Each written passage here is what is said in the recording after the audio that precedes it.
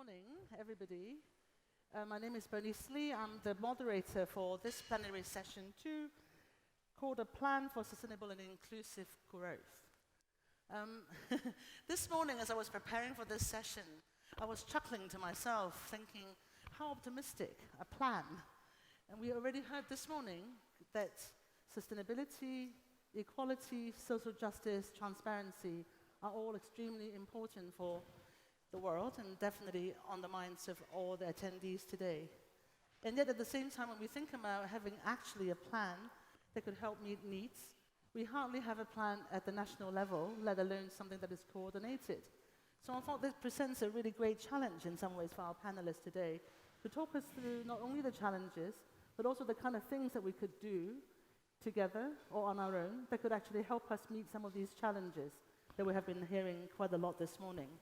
As we saw, especially in Europe, but certainly not limited to Europe, when it comes to sustainability, for example, plastics, climate change, we're seeing the emergence of different kinds of social movements.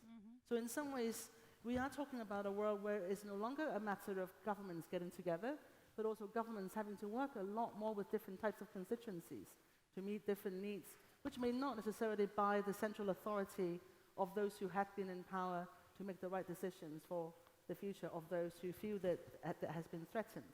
So with that in mind, we are going to kick off with 3 minutes each with our excellent panel. Your app has all the bios of our great speakers, so I'm not going to waste time on that. We will start with Anne, and you have spent a lot of time thinking about the macroeconomic dimensions of a lot of these challenges and whether or not we are prepared really if another big thing hit us. Yeah. Tell us, what do you think? Right. Well, the thing is this, and I thought this morning's discussion was so interesting. We don't have a rules-based order, mainly because we have a hyper-globalized, ultra-globalized economy that is managed not by public authority, but by private authority. As Alan Greenspan argued not long ago, it really doesn't matter who's elected as President of the United States of America, because the markets govern our economy, right? And that is why it's so difficult to plan. That is why it's so difficult to think about sustainability, and that is why it is so difficult to coordinate internationally to tackle Earth systems breakdown. I think we've got to stop talking about climate change. What we're talking about are Earth systems breakdown. But we cannot do that. We cannot coordinate because the global system is governed by private authority, not public authority. Now, what I find incredibly moving is that we are exactly 100 years since Versailles, the negotiations at Versailles in 1919, when Keynes made a proposal for helping Germany, for bailing out Germany, by issuing a bond, a global bond, which would become an international currency and which would have enabled Germany to retain domestic control over her economy and to recover, while 70% of the bond that was to be issued was to go to reparations, was to go to help other countries. And that plan was destroyed by Wilson's advisor, Thomas Lamont, a banker. And we had decades of chaos after that. We had governance by the gold standard, which was governance by private authority, which led to the kind of populism and chaos and then international conflict that we now fear, basically. And it was only with the arrival of Roosevelt in 1933 and the dismantling of the gold standard and the return of public authority to economic policy, to even ecological policy. When you think about it, Roosevelt had to tackle the Dust Bowl and did so by getting the Conservation Corps to grow 3 billion trees, to plant 3 billion trees, right? He was able to do that because public authority had been restored to the United States of America.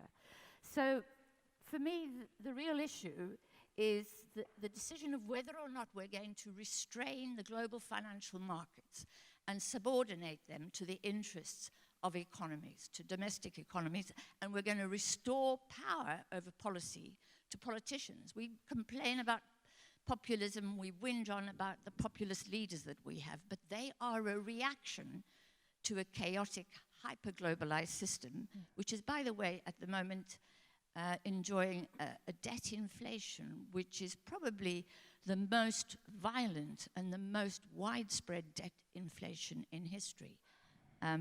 Debt inflation in China is something like 10% of GDP over 10 years. That is unprecedented. In Japan, it never rose above 7% of GDP every year for a decade. So, we're in this very unstable global financial system, and we have no control over it. And as a result, we have the kind of politics that are the consequence of hyperglobalization. Well, thank you. I think this morning there was a gentleman who mentioned that obviously global taxation or taxation, a more coordinated taxation could be one of the response. Right. And how do you see that figure in terms of answering our question on delivering more sustainable, more inclusive growth? I think it's utopian myself. Taxation can only be applied at the domestic level where the politicians are accountable to the taxpayers. We've seen how hard it is to do it across Europe. We've seen how hard it is to coordinate across Europe. So a global tax, while it is a lovely thought, is not feasible. We need to restore authority to governments and their people, to democratic governments and their people. And then we may need to talk about coordinating taxation policy across the world and having the kind of international cooperation that we enjoyed during the Bretton Woods era. But that coordination could only happen because we had subordinated the finance sector to the interests of domestic economies. Well, thank you. So let's go to Laura Tuck. Laura, you in the World Bank and obviously the Bretton Woods system, and we also have heard as well today about how difficult it could be for the system to respond to some of these new challenges that we've been talking about. And we can leave the taxation coordination piece aside for now. But if we have a crisis of governance when it comes to global finance, how do you see the crisis of governance in other public policy areas? Right. So changing gears a little bit to talk more about our natural resource base, we heard this morning and you saw on the word cloud that the public is really starting to become aware that there are planetary boundaries that we need to maintain and manage for our own health, our livelihoods, our jobs, our well-being. So that's great, and you heard it from people. People keep talking about climate change, and in 2018 we heard, though, from the science that the situation's much worse than we thought. So we need to wake up at another level. But even more interesting, in 2018, we heard it's not just climate. We also got a lot of news about biodiversity and the degradation of our natural resource systems, both between overuse, overexploitation, and through pollution. And then we saw new emerging issues like marine plastics and waste. And so the world has to understand, this is not, people were saying this morning, this is about future generations. No, this is about now. This is happening to us today, and it's starting to affect us. And what we learned now is that we have just 11 years. So I think it was Anne who said something about the urgency. We have just 11 years to transform really every single sector if we want to have a planet that keeps us all healthy. At 1 degree, we're at 1 degree now, we're feeling the effects. 2 degrees is so much worse than 1.5 degrees. We could see more than 100% worse floods. We could kill off all of our corals. The destruction, the reduction in yields, 20% lowering grains. These kinds of things are happening in the next few years. So it's not just about our children, it's about us. We have 821 million people on the earth that are hungry, but we're losing our topsoil 20 to 40% faster. The insects that we need to pollinate our crops are being decimated, and as the oceans warm and become more acidic, the fish that 3.1 billion people need to eat are being destroyed. So what do we have to address all this? We have the Paris Agreement on climate. We have the Biological Convention Aichi targets. We have the UNEA resolutions on marine plastics and litter. And we are making progress. We all know, people are aware, certainly on climate, but not nearly fast enough, and a lot of countries aren't doing anything. So what do we need to do? I'll just summarize right now. I think we need to work at all different levels. We have at the international level, we need to build these coalitions. So we need awareness, we need coalitions, and we need money. we need coalitions of the committed to come together and to push. There are countries that are leading and showing what they can do. We need coalitions of the unusual. We've created a coalition of finance ministers, for instance, because usually it's just ministers of environment that do this. We have ministers of foreign affairs that are starting suddenly to wake up because of the refugee problem. We need compelling analytics to show this is about you today, not some far-off place in the future, and we need to be able to show that. Governments need to set policy and regulation, of course, but they also need to encourage innovation by the private sector on renewable energy so prices come down, on new materials for plastics that can biodegrade to bring them in, and they have to be sure. We discussed this morning about the just transition, so as we move out of fossil fuels into renewables, we don't leave people behind. The media, the schools, the religious houses, the CSOs have to push awareness to people so that they in turn push government, so it's not only okay but mandatory to make policy, but also to push the private sector through there as consumers so that they will do the right thing. And then the private sector, of course, needs to be responsive to that. Well, thanks. And thanks for also reminding us as well that we have to manage lots of different kinds of disruption and transition. And I heard actually Montek Aluwalia, who has been in the planning business for a terribly long time, in a podcast, in fact, last night as I was preparing, that you mentioned how it's easier in Europe and the US to talk about transition because in some ways the numbers are much smaller. Whereas in countries like India or China, when people talk about transition, we're talking about huge transition of the scale that is really hard to imagine, which reminds me of one statistic that I want to throw at you before we start. One statistic that I don't hear a lot, which I personally find quite scary, is with population growth projected by, I think, I'm making this up now, it's from Habitat. By 2040, it is possible that 1 in 4 people in the world are living in slums. 1 in 5, sorry. But by 2050, 1 in 4. And I kept thinking, how do you plan for future cities when 1 in 4 people by 2050 could be living in slums? In the statistics point out population growth will likely happen in Southeast Asia, South Asia, and Africa. So, Montek, what have we learned? Have we ever learned anything from our planning business? What can we do? Well, first, thanks for inviting me. Nice to be back at Chatham House. That's a rather large agenda that you've laid out. So rather than respond in a quick answer, I want to make 3 or 4 maybe disconnected points, which later on in the discussion will come out as laying a bit of a framework. The first and most important thing is that I do think that the enormous dissatisfaction, which is very widespread in the Western world, that the system is dysfunctional, is not shared in the developing world. Let's be very clear about that. The unhappiness in the West is because, as is frequently quoted, innumerable middle-range income groups find that their incomes have been stagnant in real terms for 20 years. That's certainly true of the United States. This is not the impression, not in China, not in India, not in many of the middle income, lower middle income developing countries. And people are actually getting better off. The only thing is they're no longer satisfied with the rate at which they're getting better off because they're now aware, first of all, that the whole world is having such a good time, and also those in the upper income groups, which are actually getting better off faster than the others, seem to be enjoying themselves a bit too much. So there's dissatisfaction, but it's not based on the kind of very fundamental undermining that you have in the US, where people feel that their children will not have as good a life as they do. Now, this can be actually converted to pessimism, even in the developing world, if you bring in the resource challenge. Because the fact is, I mean, climate change, and forget about climate change for a minute, I'll come back to it, water. I mean, the water scarcity is going to affect us all, certainly in India, but other developing countries also. And I don't think people have focused on that. They will in the course of the next 10 years. On climate change, of course, it's not just our problem, it's the whole world's problem, and we're all contributing to it. So let me make 2 comments about coordination, which is really what this thing is all about. Number one, you know, all these multi-dimensional challenges do require coordination.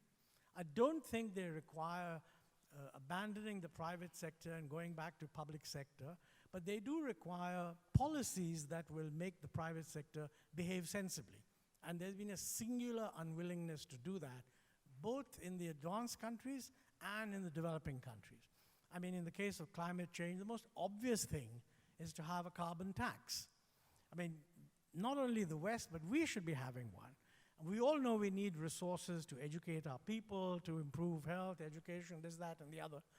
And the most sensible way of raising those resources is to tax fuel based on their carbon content. To my knowledge, nobody's done that. So that's an entirely domestic, nothing to do with the world. There is a real problem of lack of coordination in problems that can be solved internally. I think Sir John Major had a very good point when he said that for every problem, there's a solution, but for every solution, there's another problem.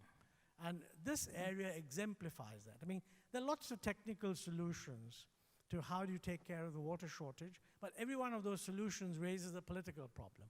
And what I would say, at least in India, I can't say about other countries, I don't think this has got projected into the political space where people are judging on the basis of whether their government is going to address this problem in a difficult kind of way. I mean, everybody is in favor of economizing on water use. Everybody is in favor of more water, although the amount of water available is actually fixed. But nobody is actually aware that this is what you have to do if you want to achieve that result. Huge problem, and I have no way of solving it. Now, a few minutes or 1 minute, well, climate change. You know, everybody was enthusiastic, and so was I, about the Paris Agreement, because for the first time, you know, countries got together. I mean, we broke a deadlock that had persisted for very long, where the developing countries said, look, we didn't cause the problem, you caused it, you pay up. If you pay us, we'll do something. And that ended in Paris, where every country undertook some obligation. Very important. But you know, we have to remember that two things have happened since then. First, this very hard-fought agreement has a little bit come undone because the US, which was then the largest polluter but is now only the second largest, simply opted out of it. And we don't know what that's going to do to the willingness of other countries to continue. But the really bad news is that if everybody would do what the intended nationally determined contributions, very ugly word, INDCs, in the Paris Convention or the Paris Agreement actually achieved, we would not actually come to even 2 degrees, forget about 1.5. I think Nick Stern, in a lecture he gave at Cambridge very recently, said that if we were to do everything in the INDCs, and if progress continued only at the same rate, we are in for 3 degrees above pre-industrial levels at the start of the 21st century. Now, 3 degrees, the world hasn't seen those temperatures for 3 million years. And Homo sapiens has been around only for 250,000. And human civilization, as we call it, is about 10,000 years old. So we're talking about temperatures which have no relationship to sustainable productive activity. Could involve wiping out of all kinds of biodiversity, life, this, that, and the other. Now, if you want to solve this problem, I'm told that you have to go to 0 net emissions by 2050. A very nice news in the FT that Britain has decided to go to 0, which is good. But by the way, it's not enough, because if the world has to go to 0 net, the advanced countries have to go to net negative. Otherwise, there's no way that we're going to achieve this. So what we now have is, in elite circles, because these are still elite circles, there's now an awareness that the climate deniers are probably wrong. And there are a lot of elite chaps who still think, by the way, that the climate deniers are right, but that's not the elite view. It's not a public perception that our lifestyle has to change. Now, how this is going to be brought about, there's a huge role for multilateral cooperation, but multilateral cooperation should concentrate on these few things. The rest of the stuff, quite honestly, is something that domestic policy has to handle. I mean, speaking for India, 80% of the solution lies in our own hands. The other 20% probably 15% of that lies in having a sensible trade regime, which is right now under severe threat, and maybe another 5% on some extra finances. That's the relative scale of the response that we need if we want to make a difference in this area. Well, thank you. I think maybe in the next round we will come back to the question you raised around trade, which I think does affect our ability to meet some of these goals.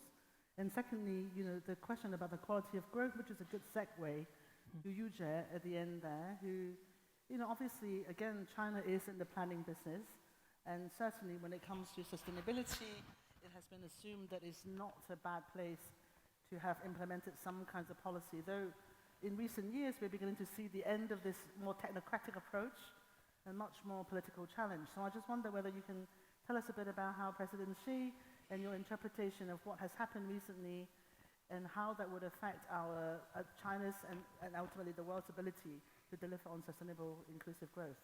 All right, thank you, Bernays. And firstly, let me thank all my colleagues at Chatham House putting this spectacular event all together.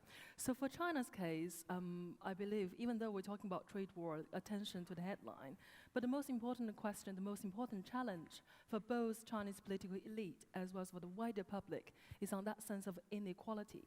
And China has now become a society from probably one of the world's most equal societies into the world probably the most unequal countries. And for somebody on the street of Beijing, you see somebody who will drive Bentley to work, but you also see somebody who riding on a bicycle to work as well. I mean, that sense of division is enormous. So the ruling Communist Party obviously has lifted millions of people out of poverty and also increased the income levels. But on the other hand, modern China also changed in itself. I mean, I often joke this with my friends and saying, the Chinese society nowadays is shaped by two Germans. And the first German is Karl Marx, the founding father of communism, which advocate for social equality and income redistribution. But on the other hand, China is also a country which worship Karl Lagerfeld, who is the designer for Chanel. And of course, that's the extravagant taste the Chinese consumers adopt nowadays. So you see that divisions between the rich and poor become so large and somehow now become a threat to the survival of the party. So part of the Xi Jinping's core idea is to implement this poverty elevation. Having said that, I mean, one of the tried and tested recipe for China is to building the infrastructure, so building bridges, airports, and high-speed railways. All of that all sounds very well. So in the past 10 years or so, 70% of the road construction for China took place in the western and inland provinces of China, and later has been affected in the coastal provinces of China. But all the 31 provinces of China nowadays have this overcapacity in terms of infrastructure building. So we can no longer offer that economic stimulus package anymore. And while having offered economic stimulus package, what would be the likely consequences or unintended consequences is you're building the debt issue. So how are we going to, on the one hand, drive the economy grow steadily, but on the other hand, also dealt with the debt crisis issue and not to reducing the disposable income of ordinary Chinese people. So that's the paradox I believe the Chinese Communist Party have to face. And secondly, I also consider this question of lack of access in terms of equal opportunities. We just had our national entrance, university entrance exam last week. And for those who want to, like for example in the province of Henan, which is a central province of China, want to get to top university of Beijing, Peking University, Beijing Daxue, they probably have to gain extra 50% of marks to get into that particular university compared with those urban citizens in Beijing in order to get. I mean, that sense of inequality in terms of education resources is lacking. So that's the challenge for China. Now, this is a domestic scenario, but if you come into the external scenario, I mean, I've heard previous panel talking about the Belt and Road Initiative, and because China has been driving its success by building infrastructures, and therefore it consider this has been a panacea which would work out for many other developing countries. That's fine. That's inclusive growth for China. That's China's answer to the world. But however, this Belt and Road Initiative is never short of significant flaws. So, I mean, I put an analogy in here. I felt somehow nowadays the Belt and Road Initiative has almost become that sense of unrequited love between China and the rest of the world. And how China going to really address that issue in terms of transparency, accountability, and financial sustainability, I'm afraid Xi Jinping really have to have the answer for the rest of the world. So I leave it there. Well, thank you. I mean, thanks as well, Yujie, for giving us lots of analogy. I'm thinking about the Lagerfeld world versus the Karl Marx world. And most certainly in the case of the Belt and Road, I just came back from a week in China, and the tone has changed quite a lot. And the tone has changed on both sides, both for those demanders of a stronger, greener, more sustainable Belt and Road from China, and for those who realize that unless we actually fix other parts of the financial system, not just in China, but for the world, and for other lenders, let's say, of co-finance, it's perhaps not as powerful to just to tell China to do so. So how much do you think the Belt and Road will end up changing China? I think Belt and Road is very much about China's own next step of economic reform. I mean, we seem in this part of the world, we have that impression Belt and Road is all about economics and geopolitical strategy. But however, the Belt and Road is also about dealt with China's regional imbalances between coastal provinces and inland provinces. I mean, the Belt and Road initiative is nothing new. I mean, 10 years ago or even 20 years ago, we have this initiative so-called March Towards the West, which is in a way is try to somehow to using the economic mechanism by building infrastructures to allow those western provinces of China to prosper as well, because the other one which has been left behind in this first phase of Deng Xiaoping's economic reform.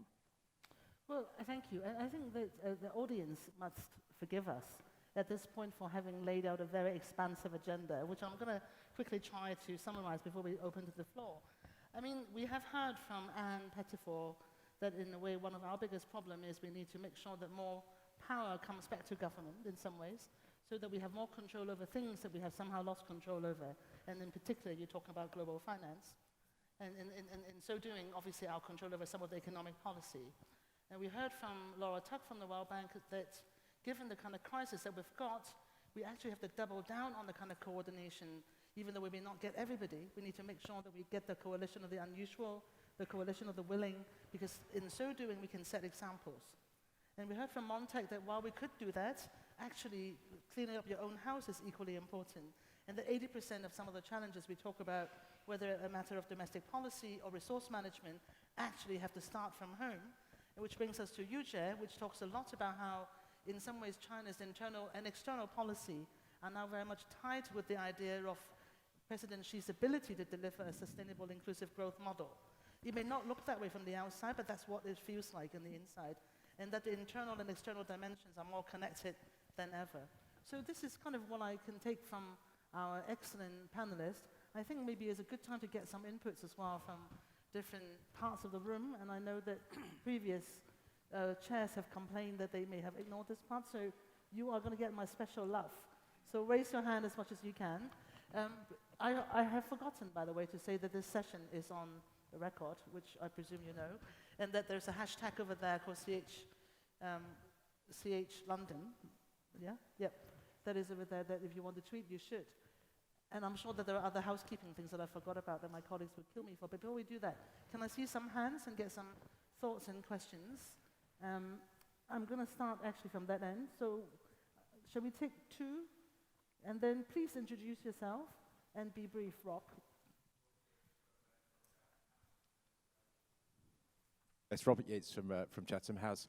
What's the panel's view that part of the problem is that GDP is such a rotten way to measure, or GDP per capita is such a rotten way to measure human welfare and maybe fueling a lot of the problems, particularly around the degradation of the planet? Thank you. Thank you. Shall we take one more?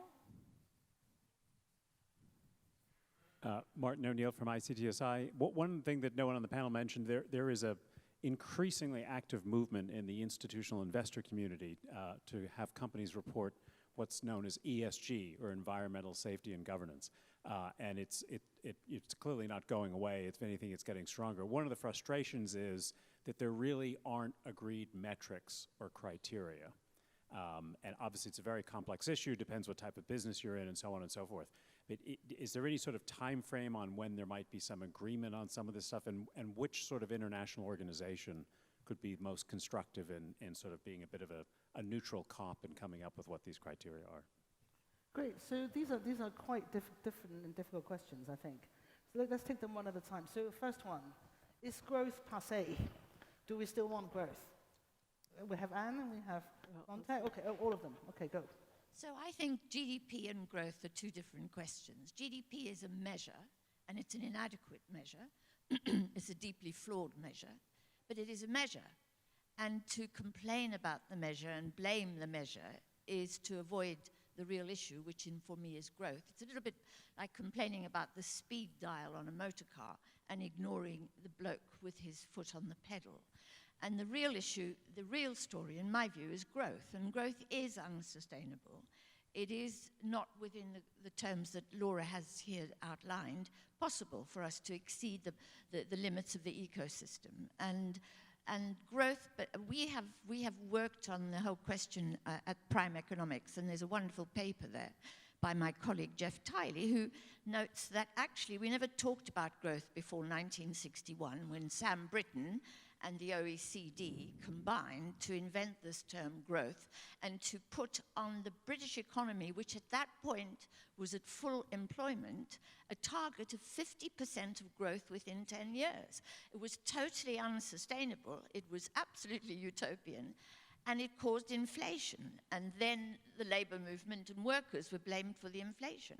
And it was not the wages. Of course, workers were responding to rises in prices. But the real problem was the invention of this concept of exponential expansion of the economy. And we cannot have exponential expansion. And GDP is not the problem.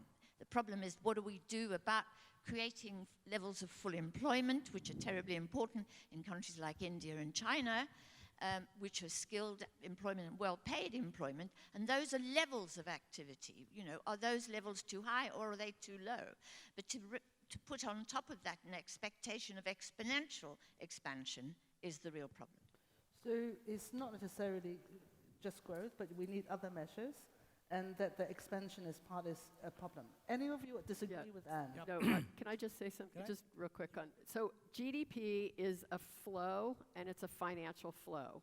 So you have an income statement, you have a balance sheet. You need to look at your balance sheet, you need to look at your assets. So you have different kinds of capital. You have human capital, natural capital, financial capital, built capital. And you have to also look what you're doing to your balance sheet when you have these flows. And so when I was talking about natural capital, we have a number of studies that look at it. We just put out a report called The Changing Wealth of Nations that looks at natural capital, and as you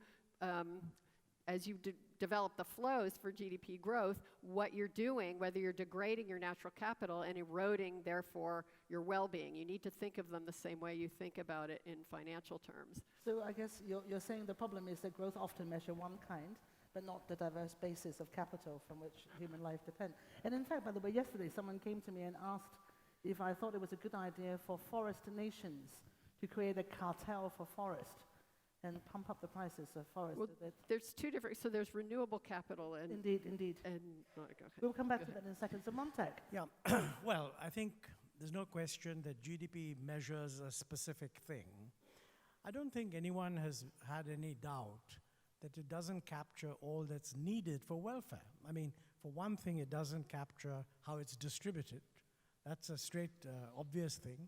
The second is it doesn't capture external diseconomies, costs that are imposed, pollution being the obvious one. Now, you know, in India, when we produced the 12th five-year plan, we explicitly recognized that you can't convince too many people that GDP is what you should go by. So we had 17 other indicators. The idea was, look, if we can be shown to have made substantial progress on all these 17, which included gender inequality, forest coverage, et cetera, then you could say that you're measuring things. Now, you know, at the same time, I think it makes a lot of sense for countries, Europe, the United States, Japan, at $50,000, $60,000 per capita, to think about improving the quality of life and forget about GDP. It'd be a very good idea, in my view, by the way, if the Western economies cease to produce GDP numbers, period. But to say that India, at say $2,000 per capita, should try to concentrate on improving its quality of life and ignoring GDP doesn't, to me, make sense. Yes, when we get to 15, 20,000, we should. In getting there, we should certainly take care of these other aspects that were just mentioned. You know, again, going back to Nick's excellent lecture, which I do recommend to all of you, I mean, he identifies more or less what you said, that, you know, we ought to be asking ourselves, are we giving to the next generation at least as good and hopefully a better start in life than we started with? And you measure that by physical capital, human capital, natural capital, all the forest biodiversity, and social capital. Now, actually what's happening is that most countries are delivering better physical and also better human capital. They're not delivering on the natural capital. There's a lot of erosion of natural resources that's taking place. And I think on social capital, there's real decline. And the real decline is not just because of inequality, it's also because expectations have gone sky high, and you have to take that into account.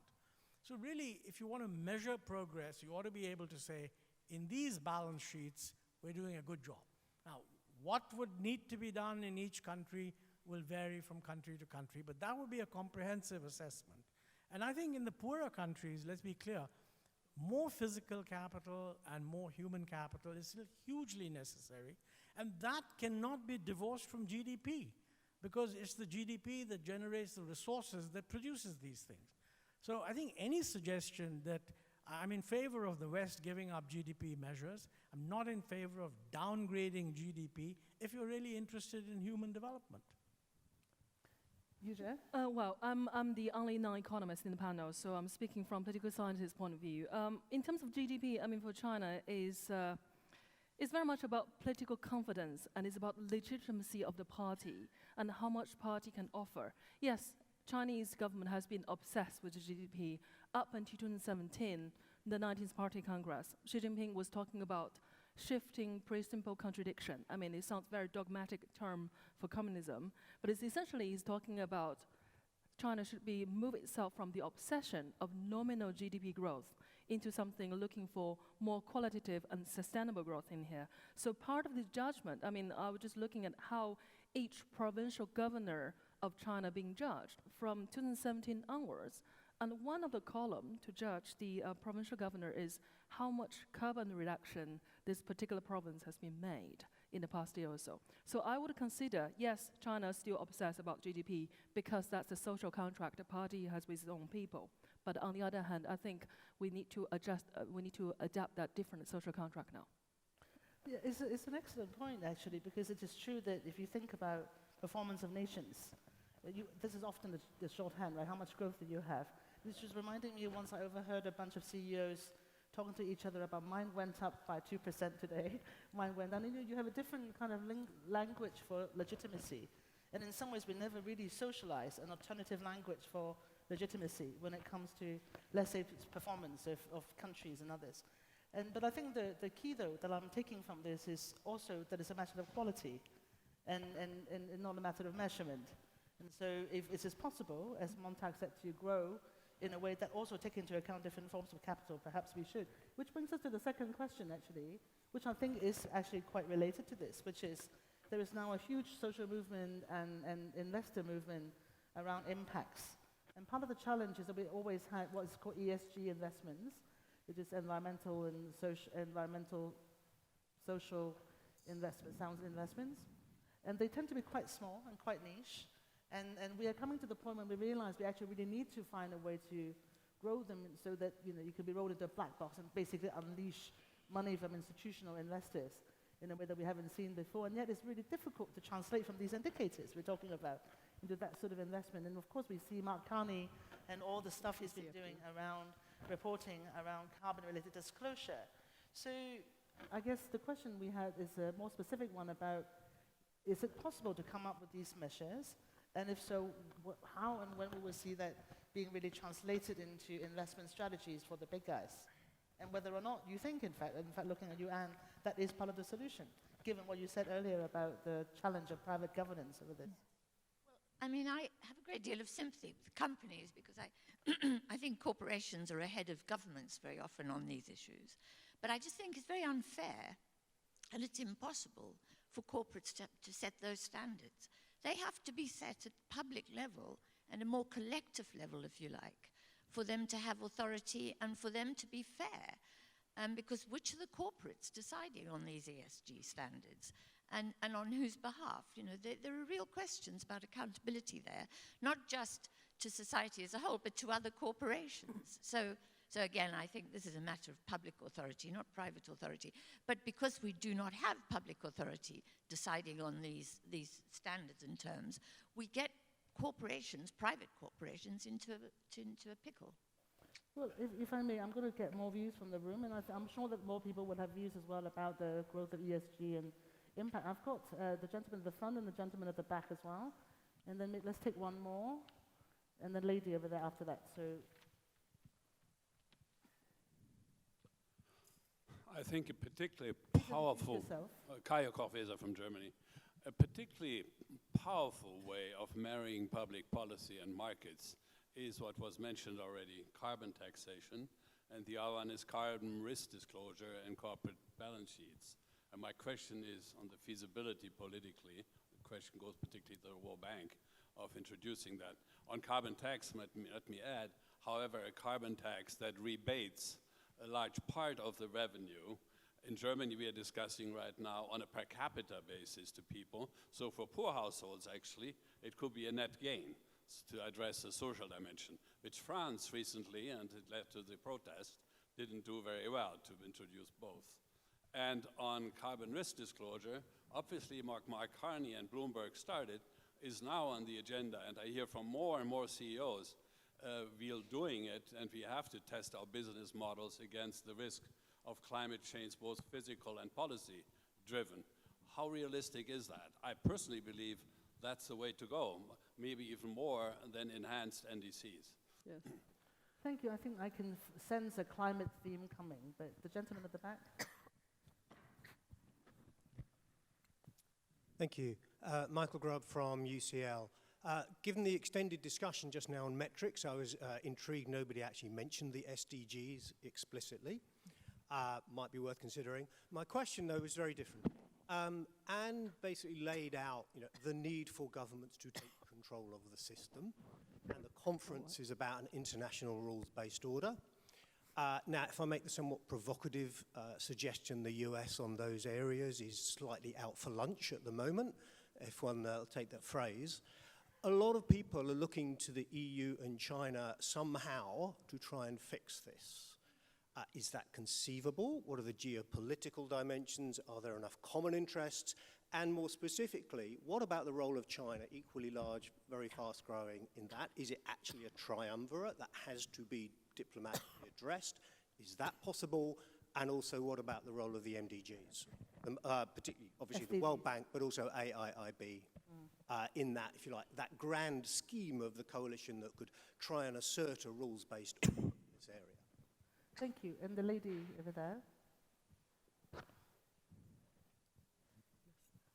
Thank you very much. I'm Tanya, a master's student currently studying at the London School of Economics. I'm from Indonesia. And my question is to Sir Montek and also Dr. Yu. I'm interested to know about your perspective on the current issues that have been raised, on the fact that developing countries, especially the emerging countries like India and China, they're being constrained on their way to achieve growth. They're being constrained on exploiting the resources available, unlike the past developing countries. The current developed countries, when they were once developing countries, they were able to pollute everywhere and to exploit the resources available to achieve what they have achieved so far. Thank you. Great, thank you. So the 4 questions, and the panelists can pick and choose which one you would like. The first has 2 elements. One, of course, is the political challenges around carbon tax, and also the application of the carbon risk disclosure piece, how widespread it could get, and also how effective it would be. From Michael Grubb over there, the question of who can lead the way when it comes to the next generation of global solutions on some of these questions. And on the SDG, it's my fault, by the way. because we started off discussing in the green room, and I kind of reminded everybody that we don't have to just focus on the SDG, and so the Pandora box open and we talk about other things. So indeed, the SDG, but also your question is really about what type of leadership will come when it comes to sustainability and sustainable inclusive growth. Will EU and China lead the way? What are the roles, not just of the countries, but also the multilateral financing institutions from these countries that could help frame it? Last question is, can we really avoid the traps and leapfrog? You know, can we actually really have a different development pathway? So whichever like to take on which question. Montek, you want to start? Well, quick responses.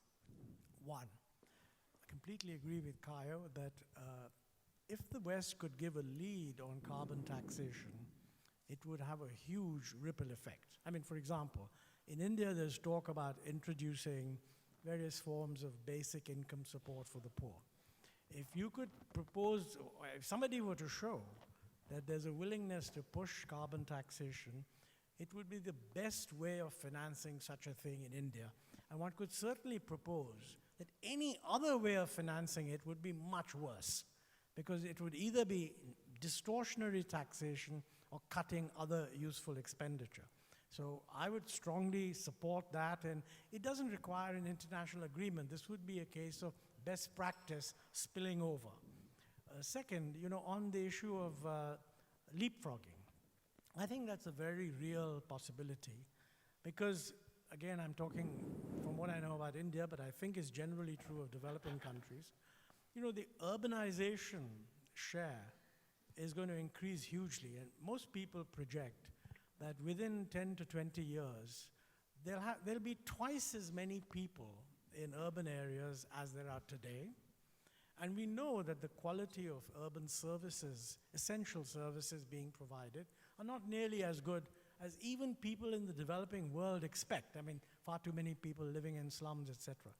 So if you're going to have this huge transition, I mean, one of the obvious things to do is that the infrastructure that you create should leapfrog.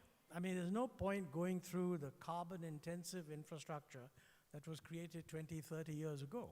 Now, this has implications for all sorts of things, but bottom line, massive change in transport and planning policy with a much bigger role for public transport, and more generally, a shift to electrification on the one hand and supported by clean energy. I mean, there's no use electrifying if you're going to have coal-fired electricity. But a shift to electrification combined with a shift to green energy is a huge possibility. And this is an area, quite frankly, where costs have collapsed. I mean, nobody could have imagined 10 or 12 years ago that we could be getting solar and green energy as cheap as we are. And we yet haven't seen a breakthrough in carbon capture, I mean, which is not to be ruled out. But if you combine that, then you can have a very, very balanced kind of transition, much faster than has been observed in today's developed world. That's quite positive. Laura, you want to come in? Yeah, just a couple things to follow up on the carbon tax question, which is, if you were going to ask me at the end, what's the one thing we should do, I would say carbon taxes. But the question is about I know, politics. I'm going to answer. So right already, there's some 46 national countries, 28 subnationals that are starting to do this. And as Montauk says, there are 3 ways you can do it, and the politics are interesting because it really depends on your country and your constituency. One is precisely, you can reduce the taxes on good things, labor and private enterprise, and put it on carbon, and just put the money into the general treasury. Maybe that sells. One is to take the money like Canada does and put it into green investments like public transportation. Maybe the constituencies buys into the need for more of this. And the third is you just give it straight back to people.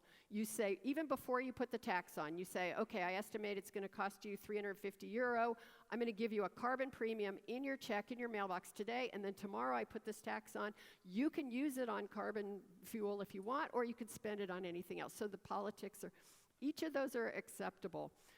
Okay, sorry. But I think that it's important that we move in this direction because we need to get the structural change. And but Kayo's point, which I think is really interesting, is about is per capita, therefore it's also about marrying it with a social policy. So we're Correct. which is not something that actually has been done as much as we should see. And figuring out the people who are going to be, which is exactly as you said in France, when it was certain people who were being affected and taking it into account so that there is some safety net if they're going to be affected. And that dialogue so they understand why it's being done and making sure there isn't that negative impact. But just this one point on how the World Bank how institutions like the World Bank, just a narrow piece.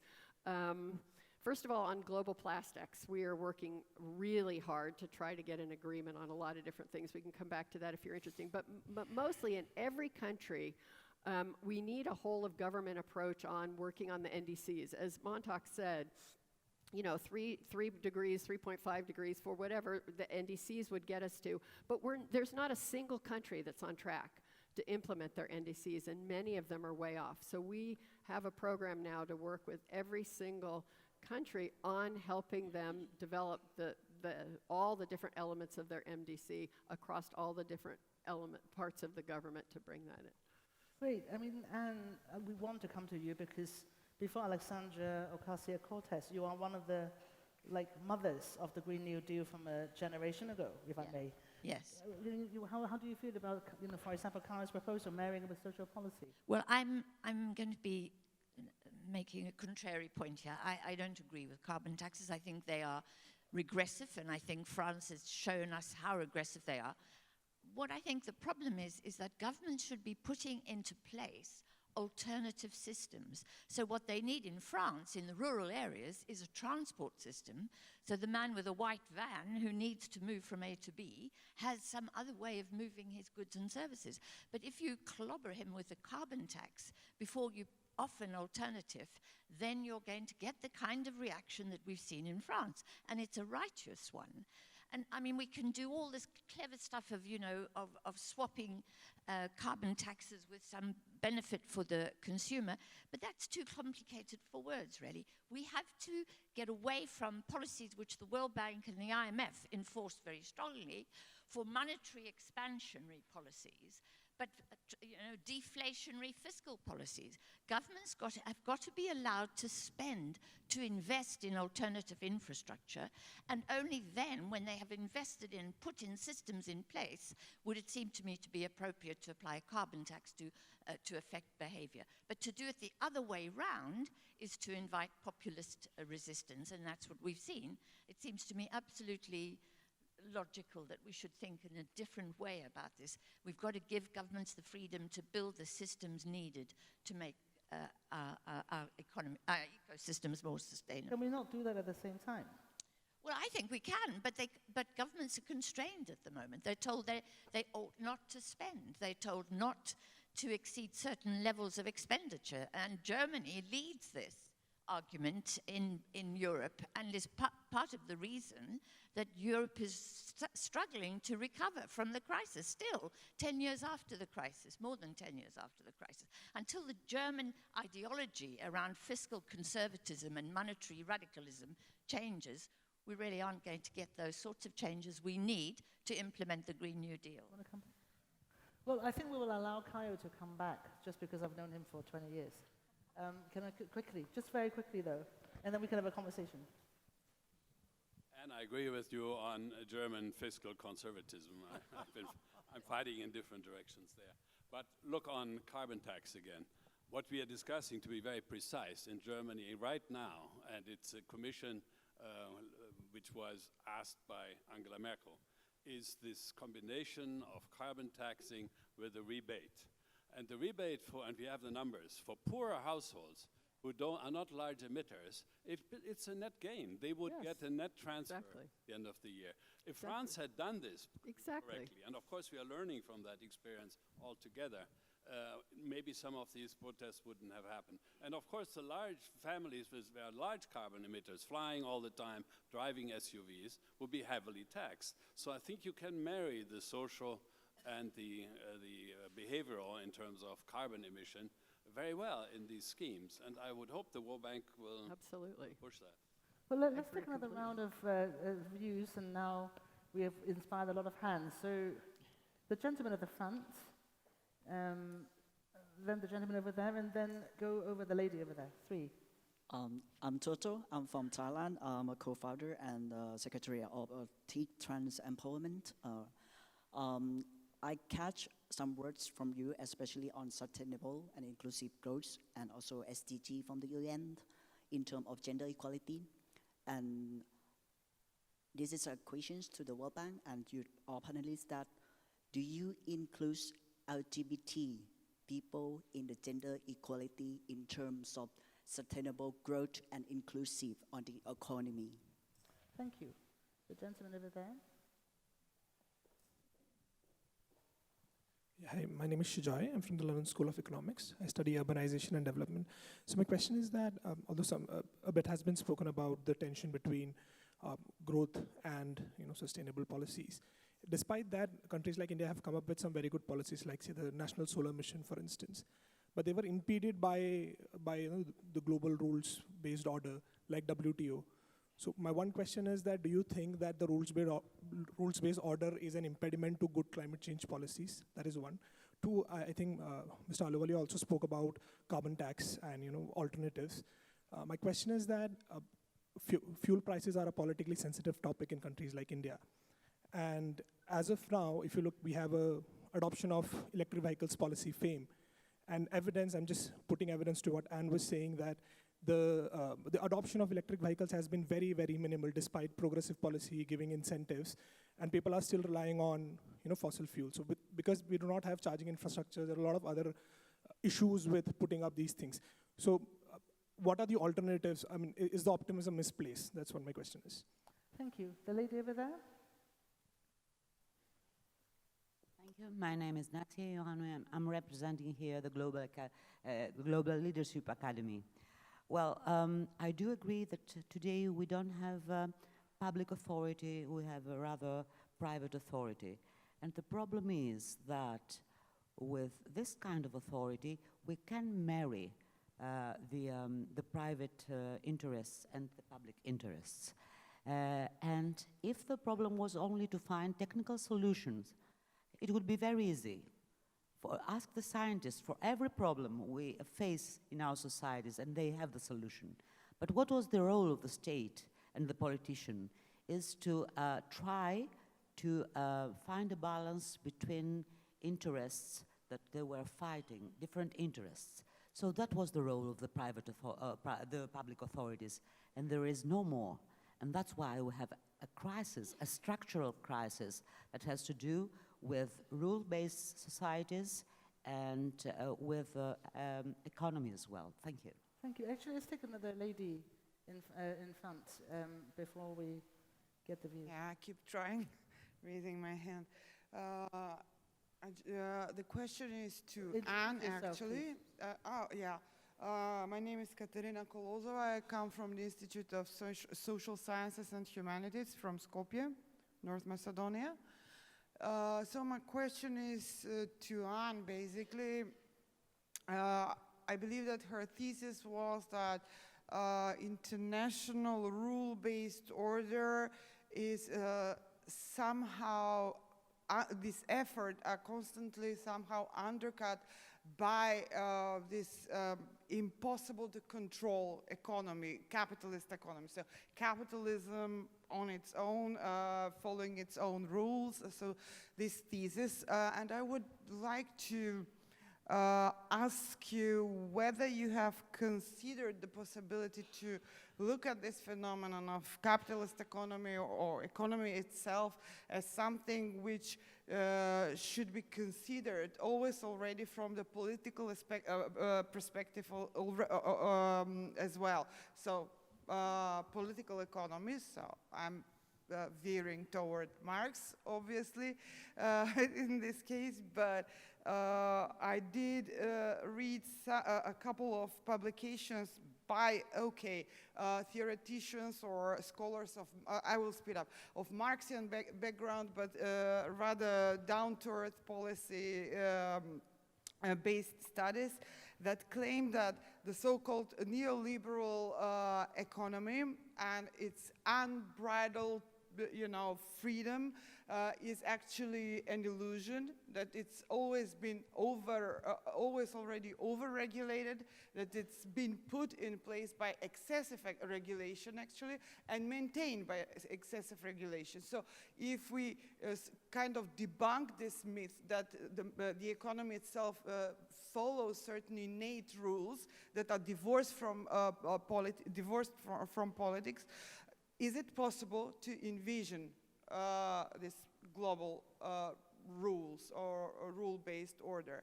And perhaps China is an example that something like that is possible. So this was my remark.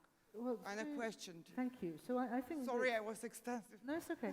I think that we are probably coming to the last bit, really. So if I may, if there is a burning question, I'll take one more. Okay, I think that, no, not burning, good. Okay. So if I, sorry? Oh, there is a burning one, okay. Thank you. Judy Dempsey, Carnegie Europe. I'm particularly interested in a question for Dr. Yi about demography. And demography really hasn't been brought up in this session. Given the radically changing demographic situation in China, and nearly it'll be compared to Japan over the next decade or two, how can sustainable growth be reconciled with this massive demographic crisis that you're going to face? Thank you. Well, thank you. That's a good question for what I was going to frame the question for you guys, if you may. And because you were going to speak last time, maybe a couple of minutes each, and wrap it up while you answer the question as well. I think what we're hearing from the audience here is a structure. I think it's a struggle between the structural question, do we shift the structure first, versus some of the technical solutions. But what we are hearing consistently, however, from everybody is, well, actually, managing the politics seems to be more important than either finding the technical solutions first, or for that matter, asking for system shift. Until we manage the politics, we can't really get it together. So we have heard a couple of questions, of course, around the role of the state. We have a question around whether or not rules-based systems are actually in the way for things like rapid climate action. Because we heard that while Paris is great, it is also not delivering the kind of temperature decrease that we need. We have a question now about larger shift, whether it's demography, future of work, technology, but also the question of rights and inclusivity, especially in the case of the World Bank got a specific question about LGBT as well. So if you don't mind wrapping up, and we'll go the other way perhaps. You, Jay, would you like to start? And then we'll go the other way. By the way, we don't like these microphones. My job completely. Anyway, okay, I start with the demographic question. Obviously, my country have this huge issue, and that's perhaps one of the reasons we cannot compete with India in the next 50 years or so. And I mean, just judging my own personal experience, I mean, I'm one child. And the burden for me is have to look after my parents and also my grandparents. And nowadays, China slightly changed its one-child policy. But even though, having said that, changing the one-child policy, but the burden to raise the children, which is costing enormous. So the Chinese government come up with this universal pension plan. So at the moment, in urban China, 74% of urban citizens are now having an old age pension. That is from the age 60 above. But having said that, is how sustainable, how much sovereign wealth fund the Chinese government would have in order to provide all these monies for the population. And that's really, truly a challenge for China itself. And also because the labor forces as well, on the working age, even if we have this generation gap, and how long would it take us to have a properly well-trained skilled laborers to reach that level as well now. So it is not sustainable, and I have to say one-child policy is not something should be really applied for the modern society in modern China. And also I hear the questions on regulation and the private businesses. China, again, has been a very special case in here. I guess now we are entering that debate between Keynes and Hayek, the role of the government as being a public good provider or something else. Whereas in the case of China, the regulator is also the planner as well.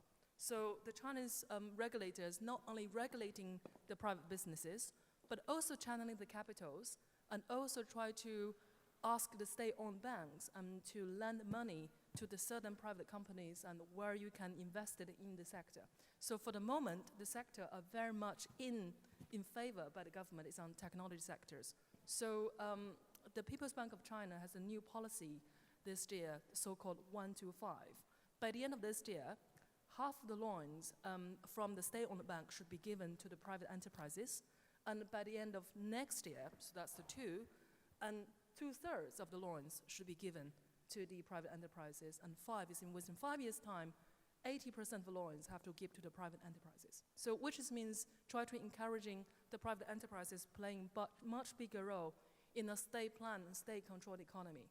But having said that, that all sounds very ideal. But what I question is, I would question the role of the party. And finally, the party perhaps realize it cannot reconcile the differences between the party controls everything on the one hand, whereas on the other hand, to let market to decide. So again, it's a paradox, and China has been a unique case for that, and nobody really know where are we going to be ended. On the SDG question I picked up from the previous round is, I have to say, the Belt and Road Initiative in the past few years is more like a feeling story rather than a positive story. So judging by the rhetorics given by President Xi in the second Belt and Road Forum, and 3 things come into my mind, which is on open consultation, clean governance, and green projects. So how green your BRI project could be. So that's all married together very well with the SDG goals. But having said that, and I question the Chinese companies, both the state-owned enterprises and also private companies, and how much awareness they actually have in terms of determining environmental protection, in terms of protecting environmental degradation. So all of that, those issues, because China is still a new country, it's a country which learning this process of how to be a foreign aid provider. So in that process, there's many hard lessons to learn, and many mistakes will be made. Can I just quickly put a question to you?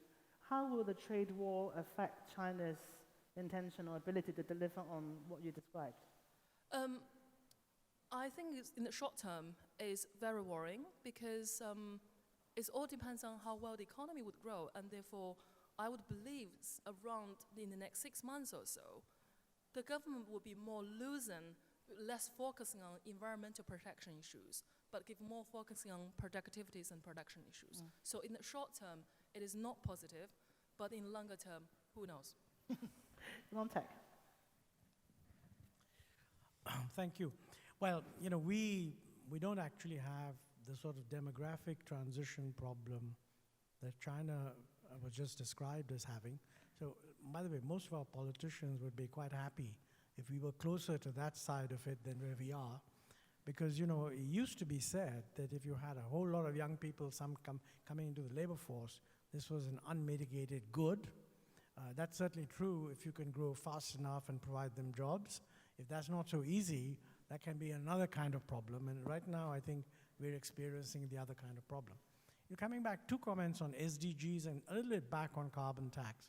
You know, I want to mention that I read Kayo as asking how politically realistic it is. And the dominant point I want to make is that I think this is something where if it were to happen in the West, it would have a very positive spin-off effect. You know, in India, we did introduce a carbon tax on coal. It wasn't integrated to take into account petroleum. The previous government introduced it at a small level. The present government has increased it, which is good. But you know, even today, the carbon tax on coal, as I remember, is about 400 rupees per ton, whereas if you do it on a CO2 pricing, it should be 3,000.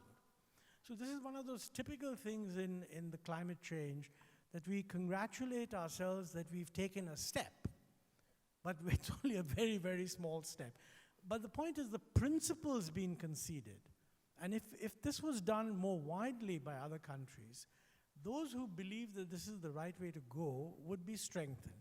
I don't actually agree with Anne for more or less the same reasons as Kayo, that there would be a way to distribute it so that any apparent regressivity would be more than offset. And actually in India, since we now have these unique ID numbers, biometric, you can transfer the money into a person's bank account directly. I mean, it would be the easiest thing in the world to administer. And in fact, I would transfer it to the woman head of the household, which would have a double effect on gender equality and be vastly more popular. So quite frankly, if anyone can send a message that this is the way to go, I think it would be hugely beneficial. On the SDGs, let me say, it's not the same level as other international agreements. It's a sort of it's a love fest. I mean, a whole bunch of diplomats put in everything they wanted into the SDGs. And I think it was Gordon Brown who said that, well, we've got 17 SDGs, but each one of them has 20 indicators. I mean, that is a can of worms. You can pull out any one worm and see it wriggling about and say, oh, that's very interesting. But it's not a practical agenda of any kind, in my view. Okay, a couple things just to follow up on that point. On the SDGs, if you go back to what we're talking about on the biosphere, SDGs 6, 13, 14, and 15, water, climate, life on land, life below water. If you don't have a strong, structurally sound biosphere, you can't then build your societies or your economics. So we just have to think about them a bit in that kind of priority. I agree completely with what you said on carbon tax. If we could move that way and with this redistribution, it would be fantastic. Couldn't agree more. On the inclusion, so we have environmental and social standards at the World Bank where we're required to include all typically excluded groups. So it includes, in a way, gender, to bring women into every single thing we do, but also indigenous people, disabled, and LGBTQ directly, deliberately into all of our policies. So that's very clear.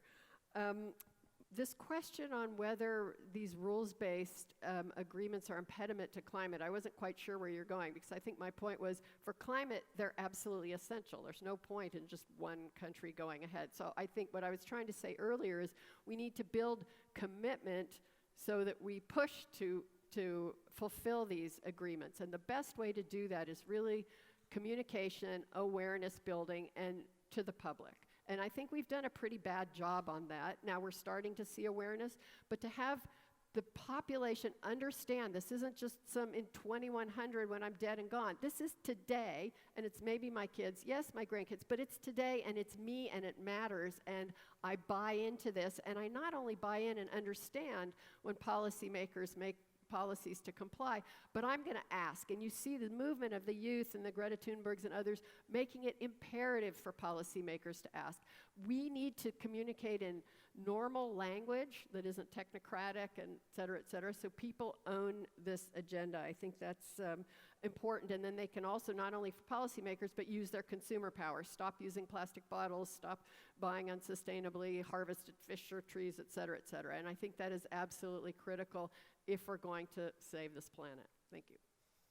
Bernice, first of all, Montag put me to shame and made me realize I hadn't said thank you to Chatham House for the invitation and also for a really extremely stimulating discussion, and thank you to you as well.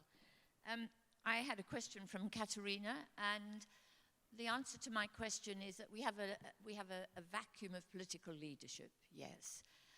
But we have had leadership, and unfortunately it hasn't been by politicians, it's been by central bankers. So we have, in the last 10 years, had central bankers coordinating, working together to save the financial system. And their work is backed by taxpayers, by us, by the people. They would not have been able to mobilize $14, $15, $20 trillion of liquidity to bail out the finance system without the backing of taxpayers. So there has been leadership, but it's been leadership to save the finance sector, not to save the world. And the key thing, I'm not a Marxist, I'm a Keynesian, and Keynes was very clear that if you wanted to save the world, you had to do something about the financial system and you had to manage it. You could not leave it to its own devices. And we know that that the finance sector depends enormously on the public sector. It depends on publicly financed and publicly backed central banks to buy its assets, its toxic, lousy assets, right?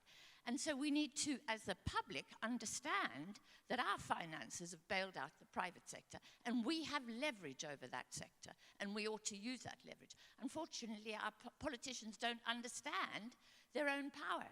They're quite happy to sit back and allow leadership to bail out the finance sector, but not the people and not the world. And that, for me, is our problem. We have to raise awareness of that. And so, yes, I am one of the authors of the Green New Deal, and I just thought I would just use this opportunity to say that I think that labor and employment is going to be terribly important in addressing the demographic question. I don't like all this talk about how we've got a democratic crisis and we can't pay for our older people. We could pay for the living standards of our elderly people to be decent if we had full, skilled, meaningful and well-paid employment across the board. That isn't even a policy goal any longer. In my view, China does not need an export-oriented economy in order to support the Chinese people. She needs for the Chinese country as a whole, the west of China as well as the coastal areas of China, to be fully employed. And in a green economy, we're going to have to substitute labor for energy. The fact is that energy is going to become more expensive relative to labor, and it's going to be more efficient to employ labor. We're going to have to walk, we're going to have to cycle, we're going to have to grow our own green beans here in Britain, for example, rather than expecting them to be flown across from Kenya. We're going to have to be more self-sufficient, in my view, and more labor-intensive as an economy. And in that way, we can support our elderly people. It's this delusion that we have to have export-oriented economies that generate US dollars in order to repay foreign debt that is the flaw at the heart of our economies. If we think about them being more sustainable, they're going to be more labor-intensive, and that's going to address some of the challenges that we face. Well, thank you. Thank you very much, Anne, and I think that this is a good way for me to try to close, but also to say that later on today we have a session on technology disruptions and artificial intelligence, which actually throw up a lot of the questions and assumptions that we have raised here about future employment, skill level, deployment, etc. And I definitely look forward to that panel, hopefully in the room responding, is it tomorrow, I was just told, responding to some of the questions that you raised. I think you would all agree that while it is a very stimulating conversation, it's also a very expansive agenda.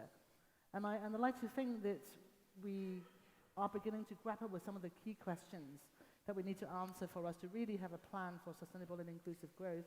And at Chatham House, certainly in the run-up to our centenary, we intend and fully hope that we could help bring some granularity and some areas of firmer action that we can all think about. But also, but before we do that, I'm really pleased that we have a chance today to ask some fundamental questions. At moments like this, we do have to ask ourselves, what is the role of the state?